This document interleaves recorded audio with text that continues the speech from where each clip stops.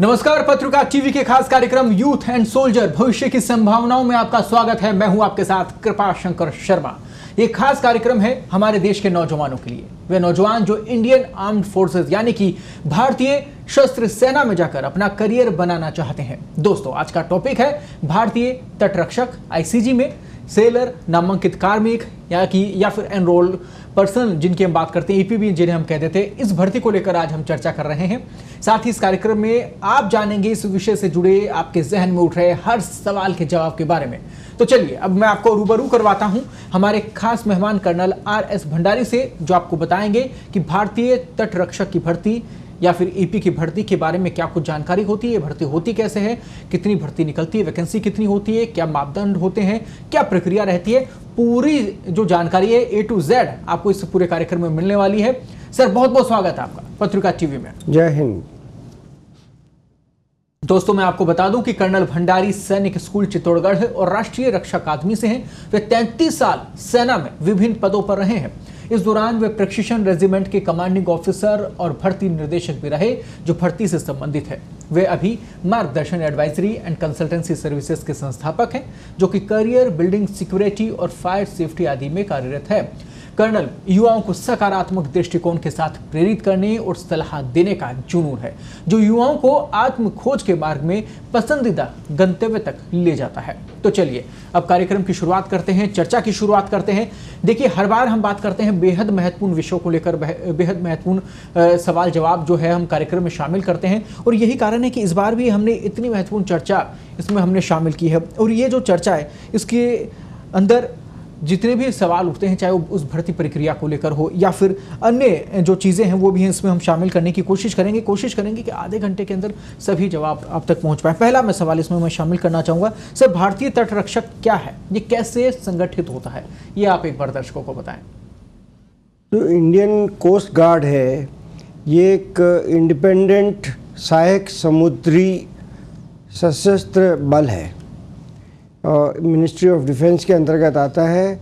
और इनका जो मुख्य काम है वो देश के समुद्री हित और समुद्री कानून को लागू करना, और उसमें कोई बाध्यता आए तो उसको दूर करना, और जो इनका क्षेत्र अधिकार है या एरिया है, इनका इंटरेस्ट है, वो देश की समुद्री सीमा जो होती है जी, उसके और पास के जो निकट क्षेत्र होते हैं या अन्य आर्थिक क्षेत्र, उनकी देखभाल करना इनका मुख्य कार्य है।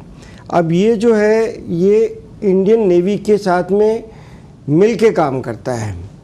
और इसके अलावा department of fisheries, department of revenue, इसका मतलब कस्टम्स डिपार्टमेंट, और central and state police forces के साथ मिल के काम करता है। और इसकी जो हायरार्की है, मतलब इसका जो अधिकारियों का जो ऊपर से नीचे तक, वो सारे इसकी अपने ही हैं, इसमें कोई दूसरी सर्विसेज से नहीं आते हैं। और इसका जो हेडक्वार्टर है वो दिल्ली में है। इसका जो मोटी बनावट है, इसमें 2 सी बोर्ड्स कहलाते हैं। जैसे आर्मी में कमांड होते हैं, एयरफोर्स वगैरह में कमांड होते हैं, वैसे इसमें 2 सी बोर्ड्स हैं, वेस्ट एंड ईस्ट। और वो सी बोर्ड्स को डिवाइड किया है कोस्टल गार्ड रीजन्स के अंदर। अब वो टोटल अपने पास जो 5 कोस्टल गार्ड रीजन्स हैं देश में बांटा गया है, उनको फिर फर्दर 14 कोस्टल डिस्ट्रिक्ट में बांटा गया है। और हर एक डिस्ट्रिक्ट में एक कोस्टल स्टेशन होता है या कोस्टल गार्ड एयर स्टेशन होता है। अभी जो इनके पास जो साधन होते हैं वो शिप्स होते हैं, छोटे छोटे शिप्स कहते हैं, जिनको पेट्रोल वेसल्स कहा जाता है। स्मॉल, बहुत छोटे सरफेस कोस्टल डिफेंस के लिए जो शिप्स होते हैं। इसके अलावा इनके पास होवरक्राफ्ट्स होते हैं, पोल्यूशन कंट्रोल के शिप्स होते हैं, इंटरसेप्टर बोट्स होती हैं, और जो ट्रॉली नुमा, जैसे अपन ट्रैक्टर के पीछे ट्रॉली चलती है, वैसे ही शिप ट्रॉली की तरह खींच के दूसरे को ले जाता है। हार्बर क्राफ्ट्स होते हैं जो सिर्फ हार्बर के अंदर काम करते हैं, और इनका अपना ही एयर विंग भी है। तो ये मोटा बहुत बड़ी बात है। पूरा इनका जो पूरा सेक्टर है अपने आप में बहुत बड़ा रूप लिए हुए है, और इनमें शामिल होना अपने आप में बहुत बड़ी बात है। और ये मौका आपको मिल सकता है अगर आप प्रयास करते हैं सही दिशा में तो आप भी कामयाब हो सकते हैं और ये जो उपलब्धि है अपने जीवन की उसमें आप शामिल हो सकते हैं। अगला सवाल सर इसी से जुड़ा हुआ मैं लेना चाहूँगा। बेहद महत्वपूर्ण विषय जो है, इसके ऊपर आपने पूरी जानकारी दी है, डिटेल से आपने सारी चीज़ें बताई। सर इसके मिशन, इसके कर्तव्यों के बारे में भी आप एक बार दर्शकों को बताएं। जैसे अपन पिछले प्रश्न के जवाब में बात कर रहे थे कि मुख्यतः सेफ्टी और प्रोटेक्शन इनका कार्य है।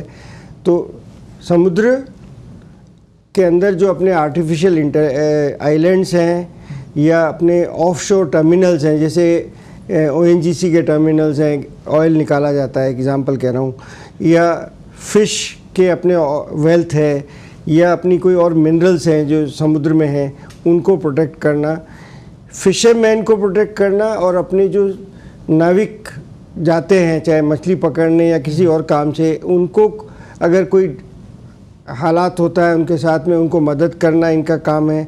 जो समुद्री एनवायरनमेंट है उसको प्रोटेक्ट करना, इकोलॉजी को मेंटेन करना, और अगर कोई वहाँ पर ऐसी मान लीजिए कोई अलग तरह की फ़िश है या कोई और समुद्री जीव है जो कि बहुत रेयर है, कम है, उसको प्रोटेक्ट करना, समुद्र के अंदर पॉल्यूशन को कंट्रोल करवाना, ये भी उनका काम है। एंटी स्मगलिंग सबसे बड़ा काम, एक बहुत बड़ा काम उनका ये है, ऑपरेशंस जो स्मगलिंग के विरुद्ध करते हैं। फिर ये जो पोचिंग होती है, आपने सुना ही है कि समुद्र में बहुत पोचिंग का काम भी चलता है। तो और इसके अलावा नार्कोटिक्स, अगर समुद्र के रास्ते से कोई आ रही है तो उनको रेगुलेट करना है। और अपनी जो भी कोई लाइफ एंड प्रॉपर्टी जो किसी में है देश की, उसको प्रोटेक्ट करना, साइंटिफिक डाटा कलेक्ट करना, और ये लड़ाई के टाइम पे नेवी की मदद में आएगा। बहुत बड़ी बात होती है जब आप देश सेवा के लिए किसी भी नौकरी के लिए आप आगे बढ़ते हैं, उसके बाद उन चुनौतियों का भी सामना करते हैं। और कहीं ना कहीं सर ये चुनौतीपूर्ण तो है ही, रोचक भी है जिस प्रकार से आपने जानकारियां दी हैं कि ऐसे जो जीव जंतु, जो समुद्र के जीव जंतु है, उनकी रक्षा तक की जिम्मेदारी आपके ऊपर है। यानी कि भारत के बॉर्डर तो आप संभाल ही रहे हैं, उसके साथ में भी आप देखिए भूमिका कितनी बड़ी हो जाती है, और ये रोमांच आपके जीवन में शामिल हो जाता है। इस नौकरी के साथ में सिर्फ एक नौकरी तक सीमित नहीं है, आपके लिए एक अलग जज्बा अपने जीवन में जगाता है। आगे बढ़ते हैं एक और महत्वपूर्ण सवाल की ओर, इस पूरी रोचक जानकारी में और ज्यादा आगे बढ़ते हैं। सर एक और सवाल मैं शामिल करना चाहूंगा, भारतीय तटरक्षक की भूमिकाओं को ध्यान में रखते हुए उनकी विभिन्न शाखाएं क्या हैं, वो भी एक बार आप दर्शकों को बताएं। देखिए, सबसे पहले तो आता है जनरल ड्यूटी ब्रांच, जो कि मेनली ऑपरेशनल ब्रांच है। जी जी। इसके बाद में आता है air wing. Now air wing में जैसे हम बात कर रहे थे, इनके पास में फिक्स्ड विंग एयरक्राफ्ट भी है और हेलीकॉप्टर्स भी हैं, और जिनका काम है कि सर्विलेंस करना, जो अपने EEZ जिसको बोलते हैं, एक्सक्लूसिव इकोनॉमिक जोन्स, इनकी देखभाल करना। हेलीकॉप्टर्स जो हैं मेनली जो कोस्टल गार्ड के ऑफशोर पेट्रोल वेसल्स वगैरह हैं जो बाहर भेजे गए हैं, उनसे उड़ाए जाते हैं। जबकि फिक्स्ड विंग एयरक्राफ्ट है वो मतलब अपने सी शोर से उड़ाए जाते हैं, और लोकल सर्वेलेंस का काम इनका है, और सर्च एंड रेस्क्यू मिशन में भी इनका एयर विंग का काम होता है। अब आता है तीसरा जो ब्रांच है इनका, टेक्निकल ब्रांच है, इंजीनियरिंग एंड इलेक्ट्रॉनिक्स या इलेक्ट्रिकल ब्रांचेस, इसमें तीनों शामिल हैं। सारे ऑब्वियसली है कि मॉडर्न शिप्स हैं तो उनकी देखभाल करना, वेरियस वेसल्स हैं, और इसके अलावा एक लॉ के ऑफिसर्स भी होते हैं। तो सर ऐसे में भारतीय तटरक्षक में कर्मियों की श्रेणियां क्या हैं, विभिन्न श्रेणियों के बारे में भी आप एक बार दर्शकों को बताएं। अब ये आपका बहुत अच्छा सवाल है। क्या है कि जो सेना की तरह इनकी बनावट कुछ है कुछ नहीं है। अभी इनके ऑफिसर्स होते हैं और एनरोल्ड पर्सनल कहलाते हैं, EP, जिनको शॉर्ट में EP बोलते हैं, जो आपने सब्जेक्ट टाइटल में था, और फॉलोअर्स, ये 3 कैटेगरी होती है। सेना में जैसे फॉलोअर्स नहीं होते हैं, और एनरोल्ड पर्सनल की जगह हम अदर रैंक्स कैटेगरी कहलाती है। तो ये बेसिकली 3 कैटेगरी इनकी होती है, इसमें शामिल की जाती हैं। इसके साथ एक और महत्वपूर्ण सवाल इसमें मैं शामिल करना चाहूँगा। सर नामांकित कर्मियों को भारतीय तटरक्षक भर्ती में क्या अवसर है, उनके लिए संभावनाएं क्या है? देखिए, इनका जो बेसिकली 3 कैटेगरीज में इनको लिया जाता है। एक तो होता है यांत्रिक जी, दूसरा होता है नाविक। अब नाविक में 2 कैटेगरीज हैं, जनरल ड्यूटी और डोमेस्टिक ब्रांच। नाउ इसमें एक मुख्य बात यह है कि तीनों कैटेगरीज में सिर्फ अनमैरिड मेल ही लिया जाते हैं, इसमें लेडीज़ का रोल नहीं है। सेलेक्ट जो रिक्रूटमेंट है सिर्फ मेल का ही है।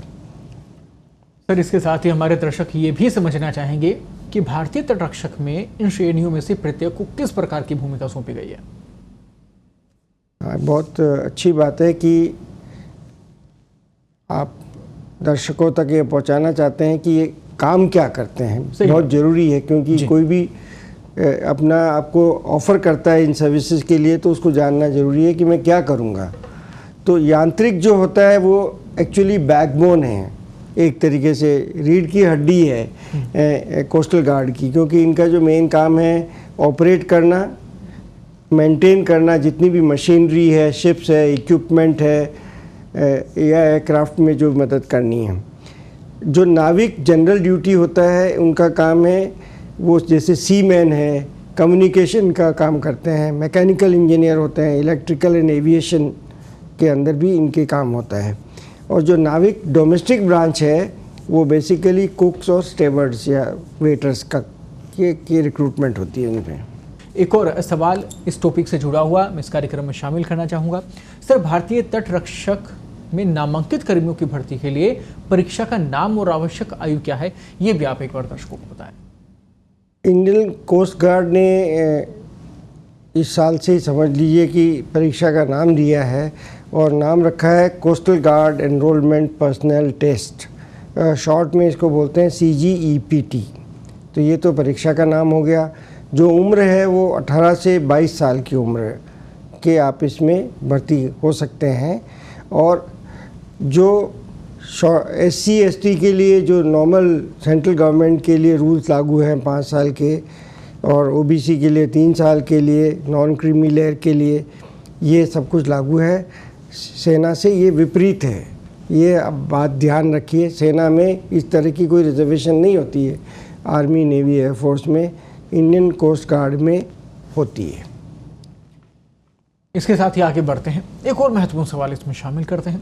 नामांकित व्यक्तियों के लिए भारतीय तटरक्षक में स्वीकार्य चिकित्सा मानक क्या है, ये भी आप दर्शकों को बताएं। देखिए, क्योंकि शिप में काम करना होता है और ऑल इंडिया इन्होंने एक ही मानक रखे हैं बेसिकली, तो हाइट है 157 सेंटीमीटर मिनिमम होनी चाहिए। चेस्ट जैसे सब सर्विसेज में लागू है 5 सेंटीमीटर आपका एक्सपेंशन ज़रूरी है चेस्ट का। और वेट है वो आपका प्रोपोर्शनेट टू हाइट होना चाहिए, ±10% इज़ परमिटेड। तो ऐसे में सर शैक्षणिक योग्यता क्या है भारतीय तटरक्षक में यांत्रिक बनने के लिए? इसको अपन 2 तरीके से लेते हैं कि आप 10वीं पास हैं और दूसरे केस में आप 12वीं पास हैं जी। तो अगर 10वीं पास हैं तो आपने डिप्लोमा किया है इलेक्ट्रिकल, मैकेनिकल, इलेक्ट्रॉनिक्स, टेलीकम्युनिकेशन के अंदर, रेडियो या पावर के अंदर, ये अगर आपने इंजीनियरिंग डिप्लोमा कर रखे हैं, ड्यूरेशन 3 से 4 साल की, तो एक तो ये ऑप्शन है आपके पास जी, जिसमें मतलब 10 प्लस ये डिप्लोमा 3 से 4 साल वाला। दूसरा ऑप्शन आपके पास है कि 12वीं पास है तो आपने डिप्लोमा किया है 2 से 3 साल का। बाकी इंजीनियरिंग सेम रहती है जो मैंने पहले बताई हैं, इंजीनियरिंग की जो स्ट्रीम्स हैं वो सेम रहती है। ये भी ध्यान रखें कि इसकी जो डिप्लोमा की जो लिस्ट है उसको आप नोटिफिकेशन में ध्यान से देखें, वो क्योंकि हर पूरी डिटेल दी होती है कि कौन कौन से डिप्लोमाज एक्सेप्टेबल होंगे। एक और महत्वपूर्ण सवाल इस पूरी श्रेणी से जुड़ा हुआ है, मैं इसमें शामिल करने जा रहा हूं। सर, भारतीय तटरक्षक में नाविक यानी कि जनरल ड्यूटी बनने के लिए शैक्षणिक योग्यता क्या है? तो ये जो नाविक जनरल ड्यूटी है इसकी 10+2 होना ज़रूरी है और मैथ्स और फिज़िक्स आपका होना चाहिए। मैं आपका ध्यान एक बार फिर दिलाना चाहता हूँ कि चाहे वो नेवी हो चाहे इंडियन कोस्ट गार्ड हो, इनमें मैथ्स फिज़िक्स ज़्यादातर जगह ज़रूरी है। एक प्रकार से कंपलसरी, एक तरह से ज़्यादातर में आप समझ लीजिए कंपलसरी है। और मतलब आप रिकॉग्नाइज स्कूल से होने चाहिए, ये तो कोई डाउट नहीं है अपने सबको। बिल्कुल। तो ये मानक हैं, देखिए ये पहले से तय किए गए हैं और इनके अकॉर्डिंग ही आपको तैयारी करनी है, ताकि पूरी तैयारी के बाद में फिर अगर आपसे इस प्रकार की कोई चूक हो जाए तो फिर वो आपका समय बर्बाद हो जाएगा ऐसे में। तो इसलिए इन चीज़ों का आप ज़रूर ध्यान रखें जब तैयारी शुरू करें। भारतीय तटरक्षक में नाविक यानी कि घरेलू शाखा वो बनने के लिए फिर शैक्षणिक योग्यता क्या होनी चाहिए? इससे पहले हमने अलग कैटेगरी की बात की, सर घरेलू शाखा के लिए क्या है? जो घरेलू शाखा मतलब वो क्या है कि नाविक डोमेस्टिक ब्रांच। तो जैसे अपन ने इनकी बताया था कि ये कुक्स होते हैं, stewards and waiters and chefs होते हैं, तो इनके लिए मिनिमम क्वालिफिकेशन रखा हुआ है 10वीं पास। वो मिनिमम क्वालिफिकेशन है, अगर 10वीं पास आप हैं तो फिर अप्लाई कर सकते हैं। चलिए आगे बढ़ते हैं। अब भारतीय तटरक्षक की प्रत्येक परीक्षा में श्रेणीवार अनुमानित रिक्तियाँ क्या हैं सर? बेहद महत्वपूर्ण सवाल है। बिल्कुल, ये इंडिकेट करता है कि सर्विस में आपको कितने अवसर मिल सकते हैं। तो पहला तो ये बताना चाहूँगा कि साल में 2 बार भर्ती होती है, और जो यांत्रिक है उसमें मैकेनिकल की वैकेंसी है रफली 16। आप ये फिगर पक्का मत पकड़ के बैठ जाइएगा, ऊपर नीचे होते रहते हैं फिगर। और इलेक्ट्रिक की होती है तकरीबन 10, इलेक्ट्रॉनिक्स की होती है 9। अब ये इलेक्ट्रॉनिक्स में और भी शामिल है, जैसे electronics, telecommunication, radio oblique power, जैसे अपन ने पहले बात की डिप्लोमा के क्वालिफिकेशन के टाइम पे, वो इलेक्ट्रॉनिक्स की 9 वैकेंसी में शामिल है। अब नाविक जीडी की जो वैकेंसी है वो सबसे अधिक होती है, 225 के आसपास होती हैं। नाविक डोमेस्टिक ब्रांच की वैकेंसी 40 के आसपास होती हैं। तो ऐसे में सर नामांकित जो व्यक्ति हैं उनके लिए भारतीय तटरक्षक में चयन प्रक्रिया के चरण क्या हैं, ये भी आप जानकारी, महत्वपूर्ण जानकारी साझा कीजिए। जो सिलेक्शन प्रोसेस है, पहली बात तो एप्लीकेशन सब ऑनलाइन है ज़्यादातर जगह, तो इसमें भी है।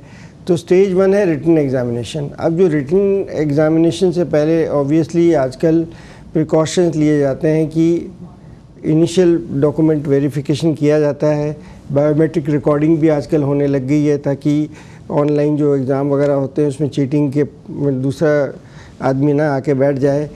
तो ये कंप्यूटर बेस्ड ऑनलाइन एग्ज़ामिनेशन पहली स्टेज पे होता है। स्टेज 2 में होता है फिज़िकल फिटनेस टेस्ट।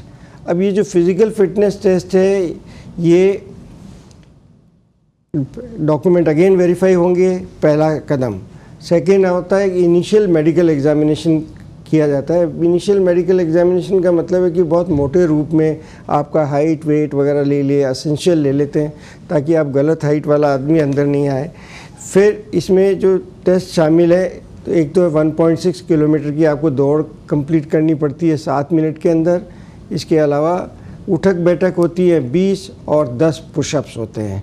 अब ध्यान देने वाली बात यह है कि ये जो फिज़िकल फिटनेस टेस्ट हैं, ये सिर्फ क्वालिफाइंग नेचर के हैं, पास या फेल।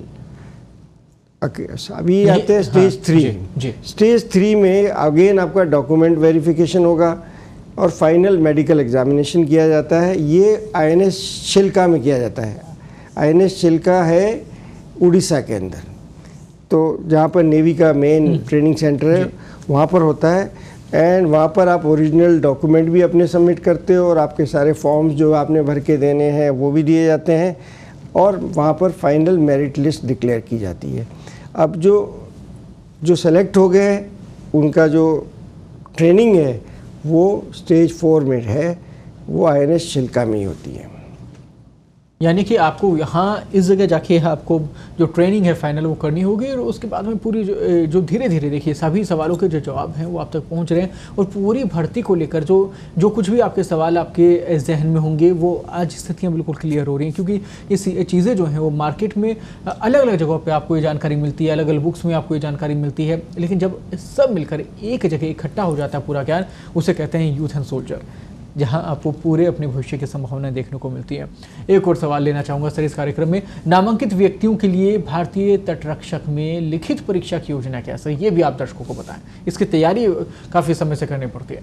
बहुत अच्छा सवाल है कि देखिए ऑब्जेक्टिव क्वेश्चंस होते हैं। पहली बात, पहले 4 होते थे, अब क्या नया ट्रेंड में ऐसे जनरली बता रहा हूँ, वो शायद सब जगह लागू हो जाएगा। इसमें भी अभी लागू है कि नहीं मैं कह नहीं सकता हूँ, बट ऑप्शंस पहले 4 देते थे, अब 5 का कॉन्सेप्ट शुरू होने वाला है। ये एक जनरल नॉलेज आप ध्यान में रखें ताकि आप ब्लैंक कुछ नहीं छोड़ें। मतलब अगर कोई चीज़ आपको बिल्कुल आंसर नहीं पता तो आप वो एक को आई डोंट नो, मतलब मैं जानता नहीं हूँ, उसको भी टिक करना पड़ेगा ताकि ये होने वाला है। कब होगा ये इस एग्ज़ाम के लिए मैं नहीं कहता हूँ, बट इसमें नेगेटिव मार्किंग नहीं है, बहुत इंपॉर्टेंट बात ध्यान दीजिए आप जी। और इसमें जो सेक्शन 1 है वो math, science, English, reasoning, GK सब के लिए कॉमन है, तीनों कैटेगरी। जो हमने यांत्रिक, नाविक जीडी और नाविक डीबी मतलब डोमेस्टिक ब्रांच। अब जो सेक्शन 2 है वो सिर्फ नाविक जीडी के लिए लागू है, उसमें मैथ्स एंड फिज़िक्स है। और सेक्शन 3 है वो यांत्रिक के लागू है कि यांत्रिक सब डिप्लोमा होल्डर्स हैं, तो उनके लिए electrical engineering, electronics engineering, mechanical engineering, उनकी जो अपनी स्ट्रीम है उसके हिसाब से उनका सेक्शन 3 होता है। तो अब आपको जो पास करना है वो आपका लेट्स से सेक्शन 1 पास करना ज़रूरी है, और जो दूसरा सेक्शन है आपके लिए लागू है उसमें इंडिविजुअली मतलब सेक्शन 1 में पास होना और सेक्शन 2 या 3 जो आपके लिए लागू है उसमें पास होना आपके लिए ज़रूरी है। तो सेक्शन वाइज इसको पूरा जो है वो बांटा गया है उसमें, लेकिन महत्वपूर्ण ये हो जाता है कि आपको पास सभी सेक्शन है वो करने हैं ताकि आपका सिलेक्शन हो पाए। सर, चयन के बाद में फिर प्रशिक्षण कहाँ आयोजित किया जाता है, ये भी आप जानकारी साझा कीजिए। इनकी जो बेसिक ट्रेनिंग होती है वो INS चिल्का उड़ीसा में होती है। एक बहुत बड़ा लेक है उधर, ये चिल्का लोकेटेड है, वहाँ पर है। और जो इनकी सी ट्रेनिंग है और बाकी प्रोफेशनल ट्रेनिंग है वो इनको ट्रेड अलॉटमेंट के बाद में नेवी के साथ इनकी चलती है ट्रेनिंग। तो सर, इसमें ऐसे में भारतीय तटरक्षक की हम बात कर रहे हैं, तो इनमें नामांकित कर्मियों के लिए वेतन संरचना क्या है, ये क्या कैसे डिसाइड की जाती है, कैसे इसका पार्टीशन किया जाता है? जो नाविक जीडी है वो लेवल पे स्केल लेवल 3 7th पे कमीशन के मुताबिक मतलब बेसिक पे 21,700 के आसपास और है, मतलब 21,700 है। और जो नाविक डीबी है डोमेस्टिक ब्रांच वो भी लेवल 3 पे ही है, और यांत्रिक है वो लेवल 5 पे है। मतलब जैसे पुलिस का ASI समझ लीजिए उस लेवल की इनकी पे स्केल है। इनकी पे स्केल 29,200 है बेसिक पे, और इनको यांत्रिक पे अलाउंस मिलता है 6,200। ये बहुत इम्पोर्टेंट चीज़ है। और इनकी पेंशन जो है सेना की तरह नहीं है, इनकी पेंशन स्कीम है, कंट्रीब्यूटरी पेंशन स्कीम लागू है इनके लिए। और इनकी जो रिटायरमेंट एज है जवानों की, ये इन तीनों कैटेगरीज को 57 ईयर्स है। और इसके साथ ही एक और महत्वपूर्ण सवाल मैं इसमें शामिल करना चाह रहा हूँ। कोई भी भर्ती हो, जो युवा हैं जो तैयारी करते हैं वो ये देखते हैं कि उस भर्ती के ज़रिए अगर नीचे पायदान से अगर भर्ती होने तो आगे उनके करियर को लेकर संभावनाएं क्या हैं, या फिर कोई सीधे बड़े पदों के लिए तैयारी करता है तो फिर वो ये देखता है कि मैं कितने वर्षों में अपने उस पद तक पहुंच जाऊंगा, जो कि उनके लिए ड्रीम होता है कहीं ना कहीं। तो ऐसे में सर वो सवाल में जो युवाओं का महत्वपूर्ण सवाल है वो मैं लेना इसमें चाहूँगा कि पदोन्नति की संभावनाएं क्या है, वो अवसर क्या है? बिल्कुल बिल्कुल, बहुत अच्छा सवाल है। हर व्यक्ति, जो महिला हो चाहे पुरुष हो, जब किसी भी व्यवसाय या बिजनेस या किसी काम में लगता है तो यही सोचता है कि मेरी ग्रोथ का स्कोप क्या है। तो इसके अंदर जो स्कोप है वो आप सबऑर्डिनेट ऑफिसर तक लेवल तक जा सकते हैं। अभी इसमें की जो रैंक है, बड़ी इंटरेस्टिंग नाम रखे हैं जो रैंकों के, उत्तम नाविक, प्रधान नाविक, अधिकारी और प्रधान अधिकारी। तो आप प्रधान अधिकारी तक जा सकते हैं नाविक जीडी और दूसरे कैटेगरी में। और उत्तम यांत्रिक में आप उत्तम यांत्रिक, प्रधान यांत्रिक, सहायक इंजीनियर, उत्तम सहायक इंजीनियर और प्रधान सहायक इंजीनियर लेवल तक जा सकते हैं। आप ऑफिसर कैडर में भी जा सकते हैं, सब्जेक्ट टू योर सूटेबिलिटी, आपकी और परफॉर्मेंस के ऊपर। यानी कि संभावनाएं बहुत है आपके करियर को लेकर, इसलिए आपको सिर्फ और सिर्फ प्रयास करने हैं, कोशिश करनी है, आगे बढ़ते रहना है। आपको किसी बात को लेकर चिंता नहीं करनी, आपको आगे बढ़ना है। आपके लिए पूरा संसार जो है वो खुला हुआ है तैयारी को लेकर। पर इन तमाम बातों का आप ज़रूर ध्यान रखें। जैसा कि कर्नल साहब ने बताया, ये जो बिंदु हैं इन पर अगर आप फोकस करके चलेंगे तो आपके लिए रास्ते बिल्कुल आसान हो जाएंगे। सर, एक महत्वपूर्ण सवाल और मैं इसमें शामिल करना चाहूँगा, क्योंकि देखिए हम लगातार अलग अलग एपिसोड में अलग अलग भर्तियों को लेकर हम चर्चा करते रहे और किसी भी कार्यक्रम के जरिए हमारा मकसद यही होता है कि दर्शकों को जागरूक कर सके, उन तक महत्वपूर्ण जानकारी पहुँच सके और करियर के लिए उनको सही दिशा मिल सके, इसीलिए हम ये प्रयास कर रहे हैं। तो सर, ऐसे में हमने अग्निवीर भर्ती को लेकर बातचीत की थी, इससे पहले कई एपिसोड जो थे हमने रिकॉर्ड किए, दर्शकों तक जानकारी पहुंचाई। तो सर, आज बात हम कर रहे हैं भारतीय तटरक्षक की, इस भर्ती को लेकर बात करें। अग्निवीर जो भर्ती है इसमें भी इस वक्त युवाओं का पूरा फोकस नजर आता है, तो क्योंकि चर्चा में भी काफ़ी ज़्यादा है वो, तो भारतीय तटरक्षक से वो कितनी अलग है, कितनी भिन्न है, ये भी आप दर्शकों को बताएं ताकि कहीं भी उनको कोई ऐसा ना हो कि कोई शंका हो या कोई डाउट हो भर्तियों को लेकर। देखिए, सबसे इम्पॉर्टेंट बात तो ये है कि जो अग्निवीर स्कीम है वो कॉन्ट्रैक्चुअल है, वो 4 साल के लिए है जी। उसमें से सिर्फ 25% को ही रिटेन किया जाएगा। मतलब अपन जब अग्निवीर की कंपैरिजन, आपका जो सवाल है उसको अपन लिंक करते हैं नेवी के साथ में, नेवी का जो अग्निवीर है, तो जबकि इंडियन कोस्ट गार्ड का जो है उसमें इस तरह का कॉन्ट्रैक्चुअल नहीं है। अभी जैसे हमने बताया कि सर्विस आपकी 57 साल तक की सेवा है, ये बहुत बड़ी बात है, बहुत बड़ा एक डिफरेंस है। कहीं ना कहीं डाउट एक जो है युवाओं का वो क्लियर हो जाएगा इस पूरे सवाल के जवाब से ही कि दोनों भर्तियों में अंतर कितना बड़ा है। तो इसलिए आप अपने करियर को लेकर पूरी तैयारी कीजिए। फिर भी अगर आपको कोई डाउट होता है तो कमेंट बॉक्स है ही आपके लिए, और आप कमेंट जरूर कीजिएगा। आप तक की जानकारी हम वापस साझा करेंगे अगले कार्यक्रम में, जो भी आपका सवाल होगा। पत्रिका टीवी आपको मौका देता है कर्नल RS भंडारी से सवाल पूछने का। यदि आप सेना में भर्ती से जुड़ा कोई भी सवाल पूछना चाहते हैं तो ऑफिशियल ईमेल ID पर आप हमें संपर्क कर सकते हैं, वहां अपना मैसेज भेज सकते हैं। इसके साथ ही कमेंट बॉक्स में लगातार हम आपको कहते ही हैं कि आप वहां पे कमेंट करके अपना कोई भी सवाल हमसे पूछ सकते हैं। कर्नल साहब आपकी वो महत्वपूर्ण जो क्वेरी है उसका जवाब आपको जरूर देंगे। बहुत बहुत धन्यवाद साहब, आप इस पूरे कार्यक्रम में शामिल हुए, पूरी चर्चा को आपने सार्थक बनाया। तो फिर आपसे मुलाकात होगी एक नए मुद्दे के साथ, आपके करियर की बात के साथ। तब तक के लिए मुझे दीजिए इजाजत। नमस्कार।